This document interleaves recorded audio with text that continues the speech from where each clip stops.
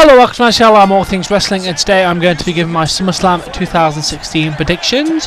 We start with the first match listed on the WWE website for the kickoff show. There is 3 matches on the kickoff show. The first one is American Alpha, Hype Bros and Uso versus Breezango, Ascension and the Vaudevillains. Oh wait, we had that on SmackDown. To borrow a phrase from King Ross from What Culture, new era, same old shit.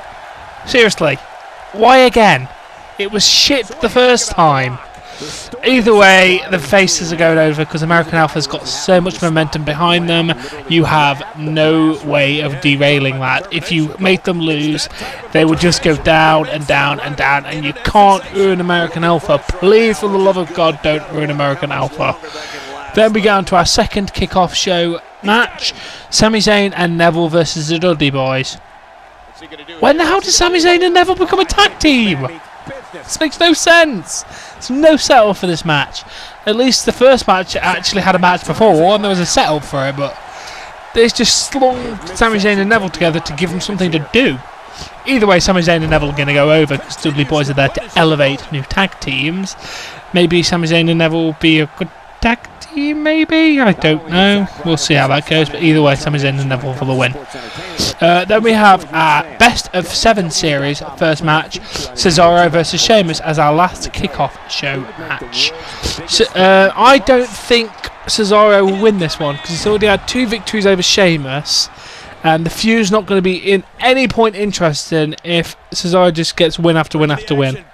They're going to have to give it to Sheamus, otherwise this feud's going to go straight down the pan.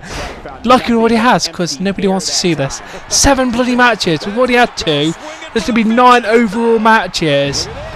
7 in the best of 7, and then another 2 that we've already had before. What is wrong with you, WWE? Don't give a shit.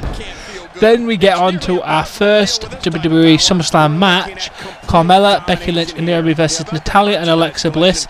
It is meant to have Eva Marie in there, but if you've not known that Eva Marie has been suspended for breaking the wellness policy. She's suspended for 30 days. Now, it may be a work because of her character not wrestling.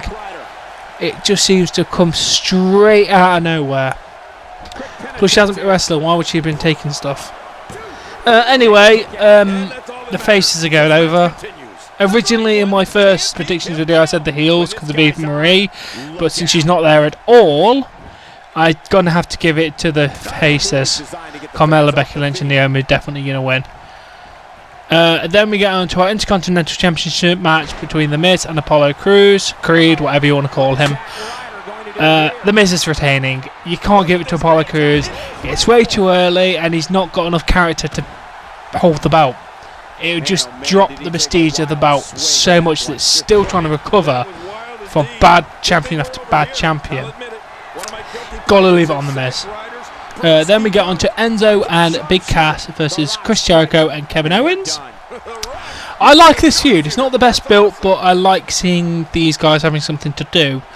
I think Enzo and Cass will go over Jericho and Kevin Owens because I think if Jericho and Owens win, they'll just have no reason to fight them again. But obviously Enzo and Cass need the elevation more than they do as well. So yeah, definitely Enzo and Cass.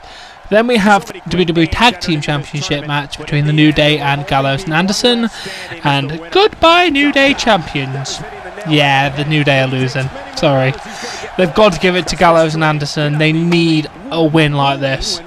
The New Day need a shake-up with losing the championships. They've beaten everybody and defended against everybody. Big E's out on kayfabe injuries, and I think they're just going to lose against Gallows and Anderson. And it's going to be a great match.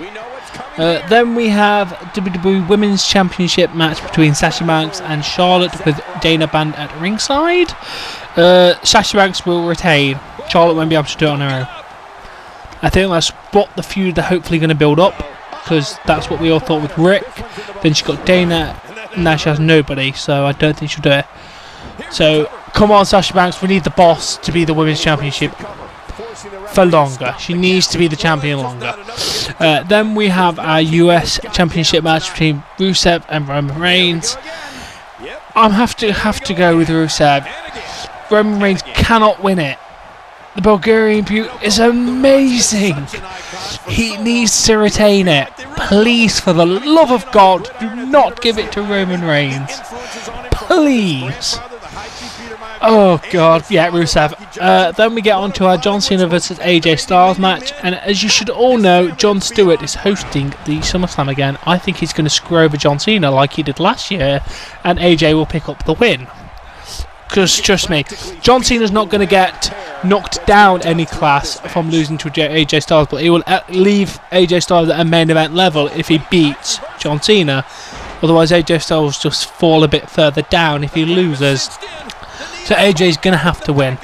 Then we get on to our WWE World Championship match between Dean Ambrose and Dolph Ziggler.